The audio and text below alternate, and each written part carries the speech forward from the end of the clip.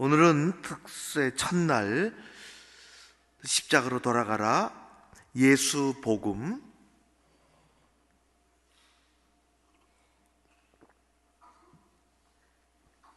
내일은 위로, 또 수요일은 자족, 목요일은 속사람, 금요일은 감사, 토요일은 증인. 그런 제목으로 십자가로 돌아가라. 오래전에 존 비비어라는 탁월한 저술가의 책, 우리나라에도 여러 권이 소개됐는데 순종, 그런 책이 굉장히 유행이 됐었죠. 존중, 그런 책도 있었습니다.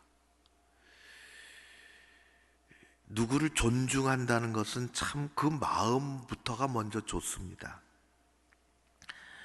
세상에 완벽한 사람이 없는데 누구를 존중한다는 게, 나는 그분의 이런 삶의 태도, 또 참 어른에 대한, 우리는 옛날에는 기본적인 존중이 있었죠. 그분이 내게 무엇을 하셨든지 안 하셨든지 어른에 대한 존중하는 마음이 우리에게는 기본적으로 우리에게 있었습니다. 이게 존중이라는 것은 그 사람이 내게 무엇을 베풀어 주셨든지 안 베풀어 주셨든지 우리의 삶의 아주 귀한 자세 중에 하나인데, 존중을 받는 사람 참 존경스럽고 참 귀하지요. 근데 존중하는 사람이 너무 소중합니다. 그 사람이 복을 받습니다. 어르신을 잘 존중하는 것, 남의 말을 존중하는 것, 남의 말을, 그 사람이 복을 받습니다. 존중은 내가 입으로 표현할 수도 있고 그렇게 못할 수도 있습니다. 멀리 떨어져 있는 사람을 존중할 수 있습니다. 나하고는 관계없는 분을 존중할 수 있습니다. 그러나 가만히 보면 그런 존중하는 마음은 결국 내게로 복을 가져다 줍니다.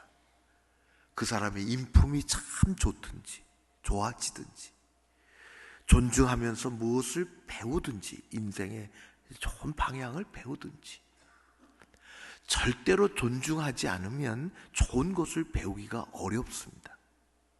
자기에게 복이 되지 않습니다.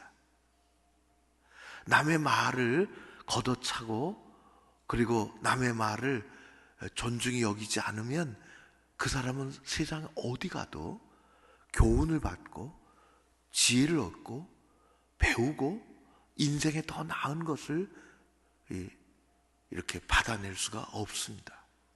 존중은 굉장히 중요합니다. 존 비비어는 이렇게 얘기했습니다. 하나님을 존중하라. 하나님을 존중하라. 우리의 삶에, 우리 인생의 주인 되시는 하나님을 존중하고 있느냐? 우리가 인생이 형통하는 길은 하나님을 존중한다는 거예요. 우리의 입술로, 우리의 마음으로, 우리의 삶으로 하나님이 하나님 되게, 내 삶의 첫 번째 자리가 되게, 하나님이 하나님 되시도록 우리가 진짜 하나님을 존중하느냐? 우리의 형통은 하나님의 존중으로부터 온다. 그렇게 되어 있습니다. 그렇게 얘기했습니다. 하나님을 존중하는 그리스도인의 삶은 여러 가지로 나타납니다. 아주 여러 가지로. 그러니까 찬양을 하는 것만, 이렇게 그 모습만 봐도 이 하나님 존중을 하는지 그거 알 수가 있어요. 기도하는 것, 그 사람의 말 한마디, 행동 하나, 하나님을 존중하는지를 알 수 있어요. 알 수 있죠. 넉넉히 알 수 있습니다. 사람이 내게 어떻게 말을 한마디 건네느냐, 아, 나를 존중하는구나, 그걸 알 수 있는 것처럼, 말 한마디 다 하는 것이, 아, 저 사람은 존중하는 사람이 아니로구나, 알 수 있는 것처럼, 우리는 교회를 존중하는 것, 하나님을 존중하는 것, 우리는 그 삶의 태도, 말 한마디를 통해서 넉넉히 알 수 있습니다. 하나님은 왜 모르실까요? 하나님은 더 잘 알고 계시죠. 우리의 형통은 하나님의 존중으로부터 오는 것입니다. 하나님을 존중하는 그런 영적인 열매가 우리에게 오고, 하나님을 존중하는 이스라엘 백성들이 우리 구약을 읽는데 지금 뭐 예레미야서 읽고 왜 저렇게 하나님의 존중하는 마음이 없어요? 사울이 왜 망했을까요? 하나님을 존중하지 않아요. 하나님을 존중하지 않는 거예요. 우리 거척 가족들은 하나님을 존중하고 어른을 존중하고 그렇게 귀하게 여기는, 부모님을 존중하고 귀하게 여기는 것처럼, 부모를 존중하지 못하는 그 아이들이 잘 될 수가 없어요. 어디든 탈이 나듯 탈이 납니다. 우리는 하나님을 존중하고, 이 새벽에 여러분 잘 나오셔서 하나님을 존중하는 거예요. 하나님을. 우리의 형통은 하나님의 존중에 달려 있습니다. 여러분들도 여러 교회 가보셨겠지만은 저도 선교지를 다니며 여러 교회 가봤습니다.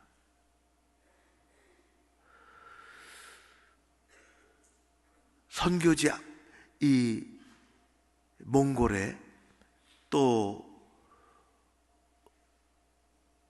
필리핀에, 그리고 태국 저 산골에, 주로 그런데, 뭐 아프리카는 제가 못 가봤어요, 아직도. 자, 우리 친구 선교사가 청년들만 보내고 왜 당신은 안 오냐고, 여기가 겁나냐고. 겁날 게 뭐가 있어요? 비행기만 타면 가는데 시간이 안 돼서 그렇지. 그런데 교회가 정말 볼품이 없습니다. 정말 볼품이 없어요. 여러분, 우리가 한 2천만 원만 내가 헌신하면 교회를 질 수 있어요. 2천만 원짜리 2억도 아니고 20억, 한 2천만 원만 내도 제가 여러분의 헌금으로 교회를 질 수가 있어요. 제가 정의 한양 선교회 섬기고 있는데, 필리핀의 어느 저 민다나오에 있는 선교사님에게 500만 원을 드렸어요. 우리 이름으로도 드릴 수 있어요. 그랬더니 밀림 속에, 밀림이라고 사람이 안 사는 데가 아니죠. 뭐 나무를 털면 새들이 확 날아가는 것처럼 어디 구석에 다 살고 사람들이 모인다고요? 거기에 애들 도서관을 정말 멋있게 줬어요. 우리는 상상도 못할, 참 보람 있는 일이죠. 저 어딘가 아주 외진 곳에 그들이 바라던 교회를 내가 2천만 원, 3천만 원 내가 하면 교회를 질 수 있다는 것이, 그 얘기하려고. 교회가 화려하지 않아요. 나무로 질 수밖에 없습니다. 그런데 그들의 기도, 그들의 예배, 그들의 헌금, 그들의 찬양, 하나님을 존중합니다.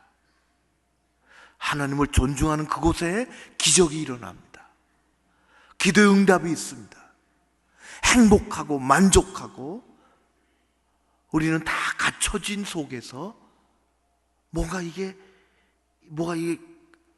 안 돼요. 갖춰져 있는데도. 이게 뭐가 다 갖춰졌다고 신앙생활이 되는 건 아닙니다. 하나님을 존중하는 곳에 진짜로 존중하는 곳에 형통한 삶이 있습니다. 우리 고척 가족들은 하나님을 존중하는 아주 그 마음이, 신앙의 마음이 가득하시기를 바랍니다. 하나님 우리 한 사람 한 사람을 사랑하십니다. 하나님은 우리를 얼마나 사랑하시는지 외아들 예수 그리스도를 이 땅에 보내주셨습니다. 하나님은 죄를 멀리 하시지만 죄인들은 가까이 하십니다. 죄를 미워하시지만은 죄인들은 사랑하십니다. 그래서 예수님을 십자가 못 박는데 내주셨습니다. 죄인들을, 우리들을 살리시기 위해서 그렇습니다. 하나님은 다른 방법을 갖고 계시지 않습니다. 어제 박준호 목사님 설교 중에 제가 하나 마음에 탁 와닿은 것은, 다른 건 다 발전해도 찬양도 발전하잖아요. 찬양도 발전한다고. 올해 불렀던 찬양 안 들으려고 그래요? 청년들의 찬양은 얼마나 속도감이 있게, 발전이라기보다 변화지, 변화가 있는지. 기도도 예배당도 그러고 그래요. 성경책도 그러잖아요. 근데 기도는 발전이라는 게 없어요. 그냥 하는 거예요. 그냥 하는 거예요. 기도가 뭐가 발전이 있겠어요? 옛날 기도 손 들고 그냥 하는 거예요. 무릎 꿇고 그냥 하는 거예요. 예수 이름 붙잡고 하는 거예요. 거기 발전이 없어요. 뭐 세련된 낱말을 갖다 붙이든지 안 붙이든지 상관이 없어요. 십자가 복음, 우리의 믿음의 길, 우리의 믿음의 핵심의 길, 발전이 없어요. 그대로예요. 그러면 건물을 높이 지고 그게 믿음이라, 그런 게 없어요. 우리의 믿음의 길은 십자가 그대로예요. 2000년 전에 그곳으로, 그 십자가 그대로예요. 하나님께서 예수님 십자가에 내놓으신 그 십자가 그대로예요. 발전이 없어요. 변화가 없어요. 변화가 있으면 안 되는 거예요. 예수님 십자가 달리실 때는 십자가는 사실 형틀이었죠. 우리가 잘 아는 것처럼. 예수님이 그날에는 3개가 있었습니다. 3명을 죽이려고 했던 거예요. 그들이. 우리가 잘 아는 것처럼 예수님 중앙에 십자가에 계시고 오른쪽 왼쪽에는 정말 죽어야 하는, 죄 없으신 분은 가운데 두고, 그들은 죄 있다고 못 박았지만은 죽어야 하는 2 사람은 양쪽에 걸어놨, 못 박았습니다. 우리를 구원하는 십자가는 예수 그리스도의 십자가입니다. 강도의 십자가가 아니라 우리를 구원하는, 우리를 새 사람 만드는, 우리를 형통케 하는 십자가는 가운데 십자가입니다. 예수 십자가요. 예수 복음이요. 그건 변하지 않습니다. 어떻게 새롭게 할까요?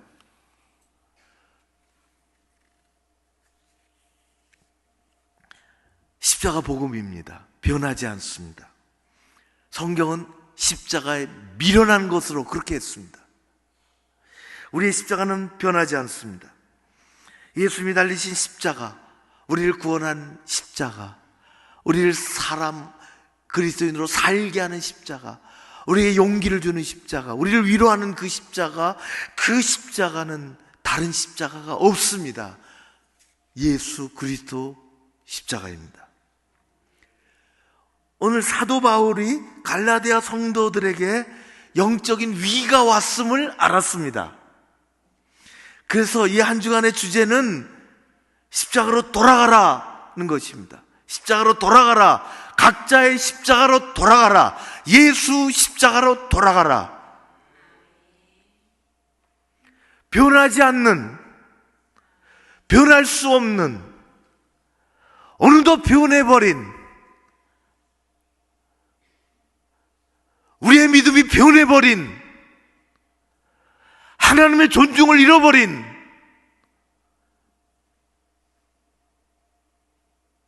나 뒤로 하고 십자가로 돌아가라. 사도 바울은 갈라디아 성도들의 영적인 위기가 왔음을 알았습니다. 나라도 위기가 있고 개인도 위기가 있고 사업하다 보면 위기도 와요. 다 초심을 잃어버립니다. 초심을. 국가를 만들었던, 단체를 만들었던, 신앙을 시작했던 초심을 잃어버립니다. 위기가 옵니다. 위기가.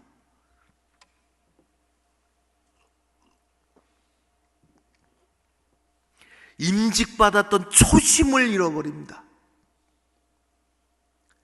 목사가 돼서 감격했던 초심을 잃어버립니다. 위기가 옵니다.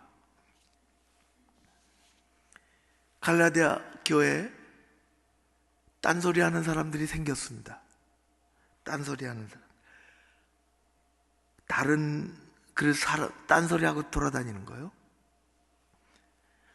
그래서 오늘 우리가 읽은 말씀에 보면은 사도 바울은 크게 나무랍니다. 교회를 크게, 내가 너희에게 전한 십자가 예수 복음 외에는 다른 것이 없다. 다른 복음이란 없다. 오직 십자가 예수 복음이 사람을 살린다. 다른 것을 전하면, 그래서 교회를 교란시키면 저주가 있을지어다. 그렇게 얘기해요.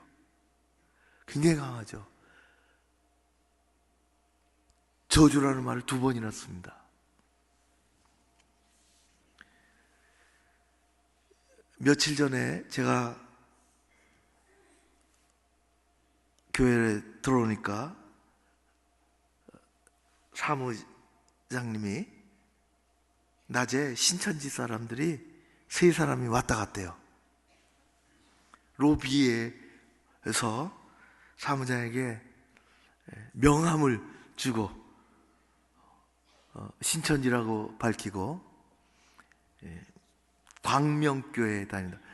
광명교회는 어디입니까? 개봉역에 있죠. 다른 광명교회가, 기존 교회가, 건강한 교회가 있는데 참 안타까워요. 그 교회는 저한테 한번 굉장히 자기는 안타깝다고 광명교회라는 기존 교회 이름을 갖다 쓴 거지. 암흑이면서. 여기 광명교회에서 오신 분 계신지 모르겠네.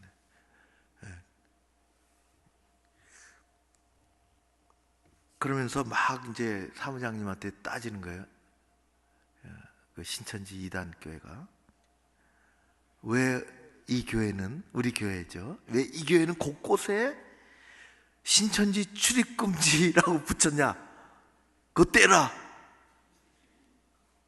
거세게 항의했다는 거예요. 우리 교회에, 자기가 광명교회 고척교인 출입금지, 그러면 좋겠냐?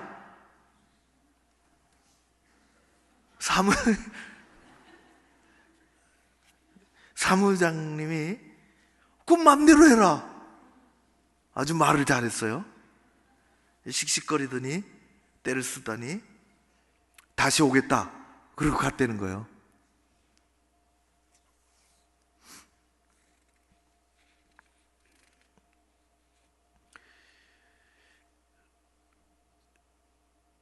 이단들이 얼마나 많은지 모릅니다. 이단들이 우리의 믿음을 파먹습니다. 가출한 딸을 찾기 위해서 신천지에 고소당한, 시위하다가 어머니가 고소당했습니다. 신앙생활 잘하던 딸이 대학교에 들어가더니 매일 아침 8시에 나가서 밤 12시경에 들어옵니다. 참 열심히 공부하는구나 라고 생각했죠. 어느 날 딸의 열매일기라는 일기를 봐서는 안 되지만 우연히 보게 됐습니다. 신천지에 이미 깊숙이 빠져 있었습니다. 그 열매일기, 그 속에는 일기라기보다는 수첩이었어요. 포섭 대상자를 적어놓고 전화번호, 그리고 인상착의, 집안, 취미, 각종 정보를 적어놨습니다. 엄마가 추궁했죠. 그 매뉴얼에 따라서 행동합니다. 잘하는 것처럼 당장 부인합니다. 그 이슬람의 거짓 교리가 있는 것처럼, 샤리아 교리가 있는 것처럼 거짓말해도 돼요. 자기를 방어하기 위해서 그들은 가르치니까 매뉴얼로 부인하고, 어쩔 수 없이 인정하게 되면 이제 대들기 시작합니다. 거기는 부모가 상관이 없습니다. 그 사이에 집안 모르게 제가 어디서 읽은 글이에요. 450만 원을 대출을 했습니다. 그러다 어디다 갖다 쓴 거죠. 불이하게.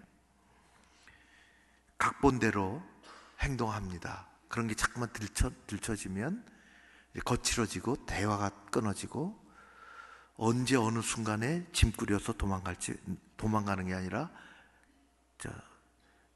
자기네로 들어갈지 모릅니다. 각본대로 엄마가 추궁하고 핸드폰도 압수하고 딸을 보호하려고, 그러니까 경찰에 신고했습니다. 엄마가 납치하려고 한다고. 세상에 엄마가 사랑하는 딸을 납치를 해요. 뭐 그런 것입니다. 참 안타깝죠. 그래서 피켓 들고 1인 시위하는 것입니다. 죽지 않고 영생한다는 교주는 골골거리고 숨어서 병원 다니고 있습니다.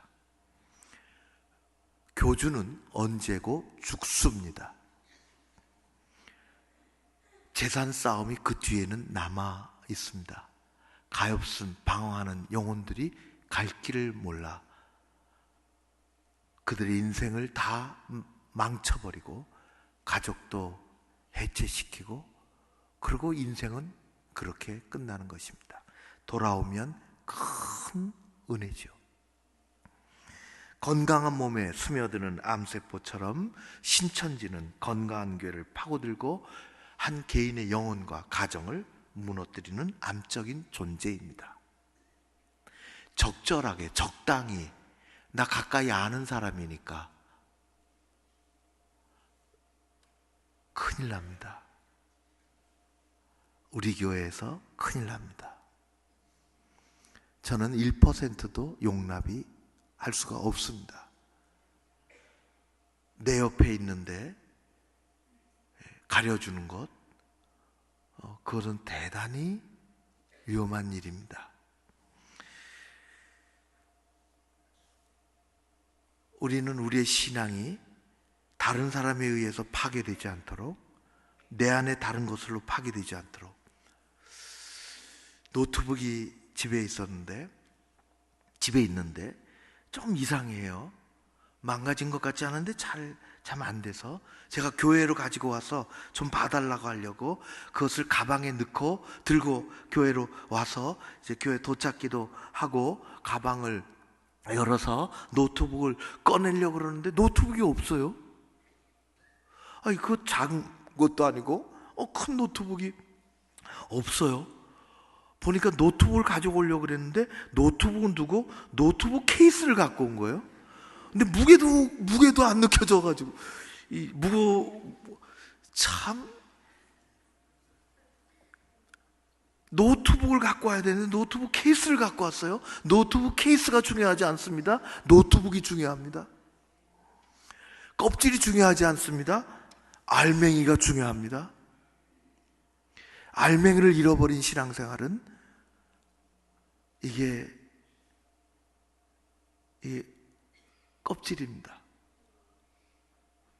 교회 생활을 할 수 있지만 신앙생활을 하기가 어렵습니다. 교회 생활은 이 모양 저 모양으로 할 수 있어요. 체면으로도 할 수 있어요. 체면의 힘이 엄청 큰 거 아십니까?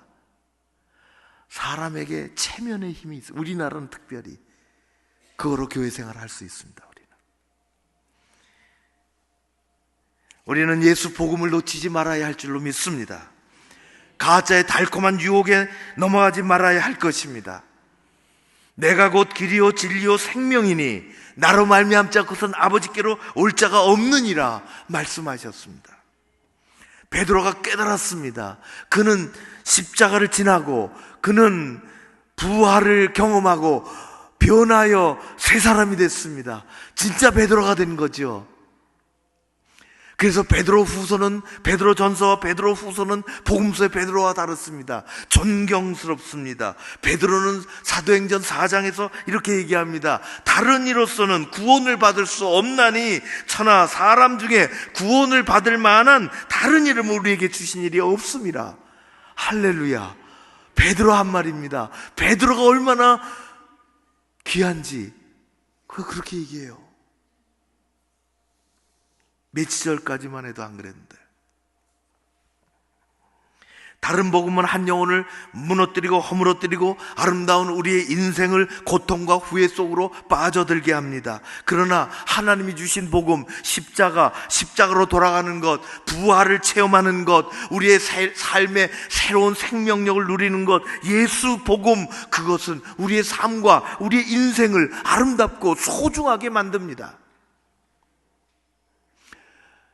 인생을 갉아먹는 두 가지 방해물이 있는데 그 중에 하나는 어제에 대한 후회요, 또 하나는 내일에 대한 두려움과 염려라. 사탄은 이 두 가지를 가지고 우리를 측면 공격합니다.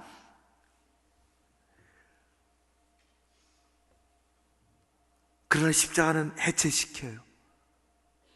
십자가 그런 거다.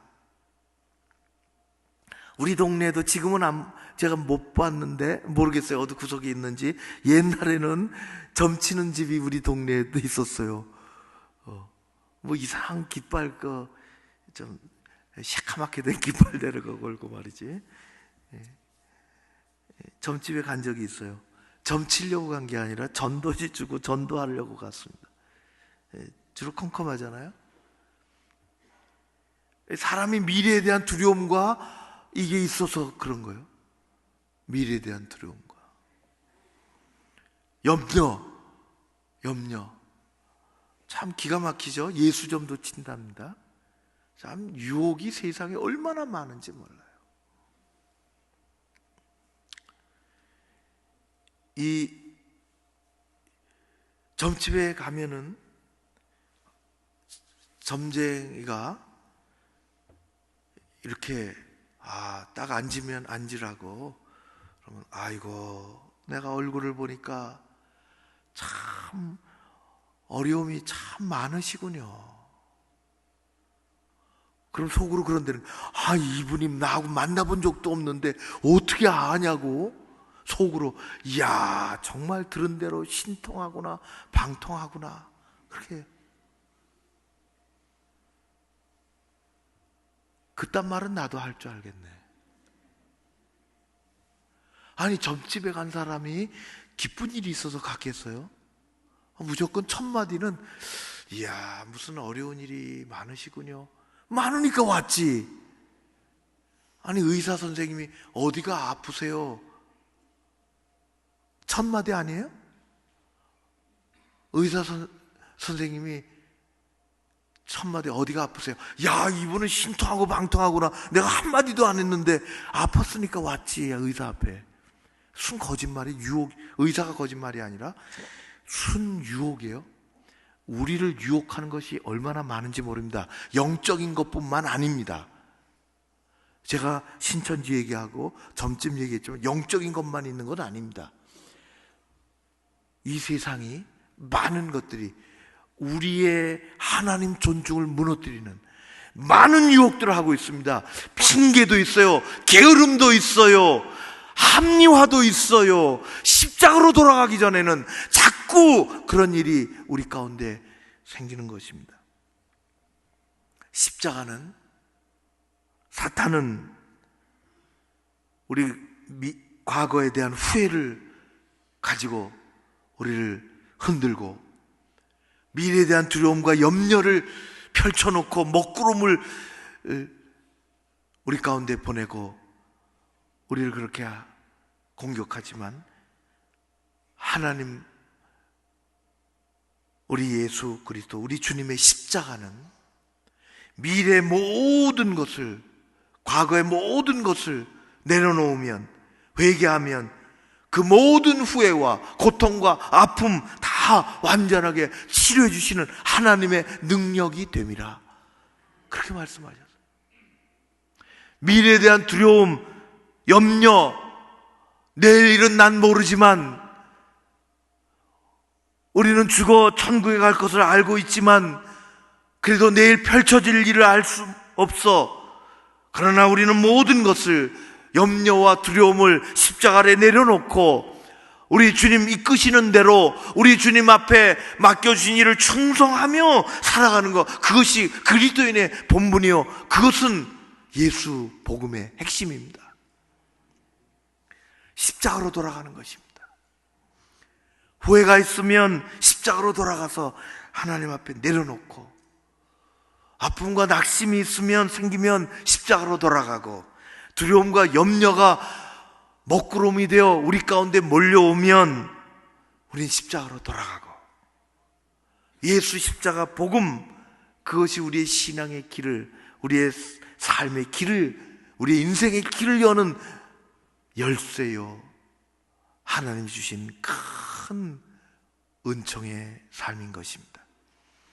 우리는 그렇게 살아갑니다. 십자가로 돌아가라. 여러분, 새벽 기도에 기도 제목을 갖고 오십시오. 6일 동안 기도하십시오. 하나님이 그 기도 제목을 어떻게 하시는지를 경험하고 다시 간증하고, 신앙에 길이 들면 큰일입니다. 길이 안 드는 방법은 십자가로 돌아가는 것입니다.